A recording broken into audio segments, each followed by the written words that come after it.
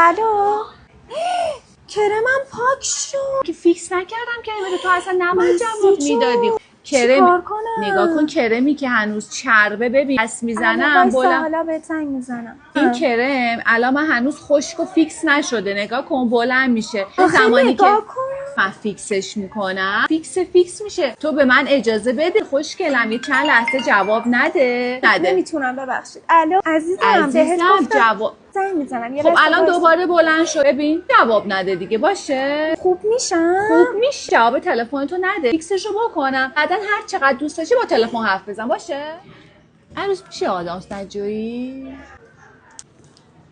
عروس میشه آدم ستو دراری میخوام لبتو بکشم نمیشه. کارهای حرفه اینطوری کار نمیکنم. ارا ولی خب الان ببین من هی دارم میکشم تو لبت تکون میخوره. آدم خیلی دوست دارم. چند سالته؟ 18. ای جانم چلویی پس آدامستو در بیار بعد دوباره بهت قول میدم میکاپ تموم شد یا آدامس نو بهت بدم خوبه؟ نمیتونی اینطوری؟ نه به خدا نمیتونم شنگم. یه بچه یه دستمال بدین جون جواب بدم. آره عزیزم جواب بده. طوری نشه. نه عزیز دست بکش روی صورتش.